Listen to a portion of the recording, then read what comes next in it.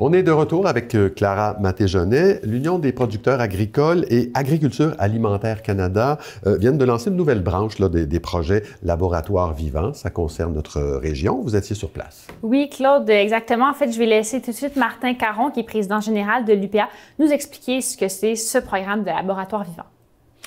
Bien, le concept en général de laboratoire vivant, avec Racine d'Amener qu'on annonce aujourd'hui, c'est premièrement mettre le savoir-faire des producteurs agricoles avec le savoir-faire au niveau des scientifiques, entre autres, pour adresser directement des projets, 5 projets. Et le but et l'objectif de ça, c'est de réduire au niveau des gaz à effet de serre et, naturellement, bien, de voir la décarbonation au niveau du Canada.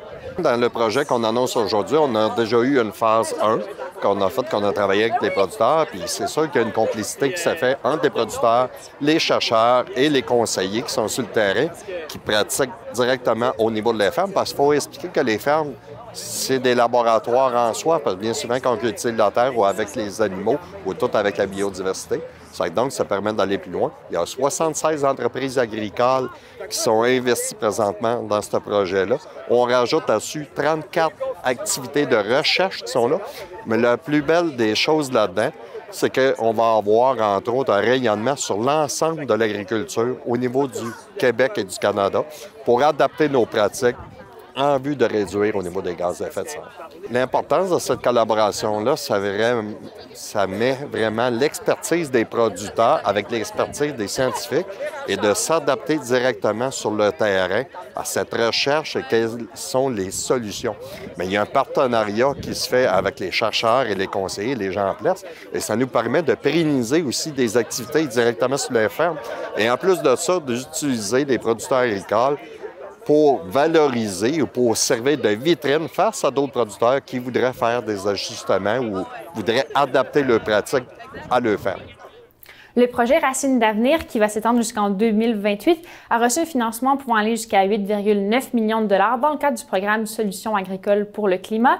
Il se divise en 5 cellules de recherche sur la gestion et la fertilisation des sols, la gestion des lisiers, l'alimentation des ruminants, l'agroforesterie et l'aménagement des cours d'eau, ainsi que la réappropriation du savoir et la restauration écologique du foin d'odeur, un projet de recherche mené en partenariat avec la Nation Wabanaki. Durant la matinée, les différentes intervenants ont participé à des ateliers détaillant les spécificités de chaque cellule de recherche.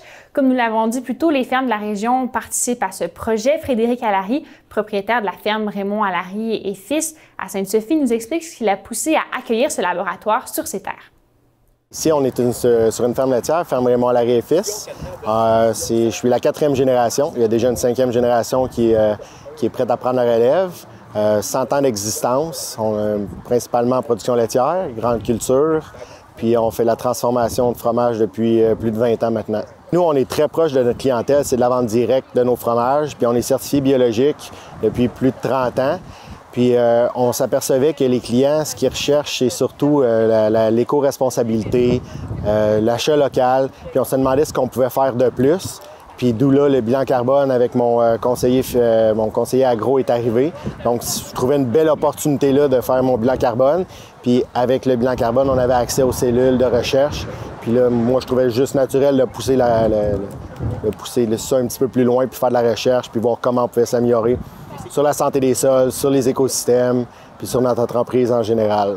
Bien, nous sommes venus prendre des tests de sol dans le champ puis versus dans une parcelle non cultivée pour voir la séquestration du carbone. Puis l'autre, c'est une culture semée après une culture annuelle. Donc, comme par exemple, moi j'avais du soya, j'ai semé du blé à même mon soya, puis le blé va rester là tout l'hiver puis va repousser l'année d'après. Donc, je travaille pas le sol, ça m'évite des étapes de travail. Puis en même temps, bien, il y a des racines qui vont rester dans le sol tout l'hiver. Fait que théoriquement, le sol devrait être plus en santé, moins de perturbations. Bien, la philosophie ici, ça a toujours été basé sur le respect de l'environnement. La terre, ça fait plus de 100 ans qu'on la cultive. Mon grand-père l'a défriché de ses propres mains. Il en a pris soin. Puis nous, c'était dans la même optique de continuer ce qu'il avait fait. Là, moi, j'ai replanté des arbres que lui en avait enlevé. Moi, j'en ai replanté un petit peu, mais Je suis sûr que c'est pour ils comprendraient les bénéfices qu'il y a par rapport à ça. Puis la terre, on la cultive, mais au final, je pense pas qu'elle nous appartienne, là. Fait que moi, dans mon optique, c'est de la laisser en bonne condition pour les générations futures, pour qu'eux aussi puissent en vivre, puissent en profiter, puis la léguer à leur tour là, aux prochaines générations.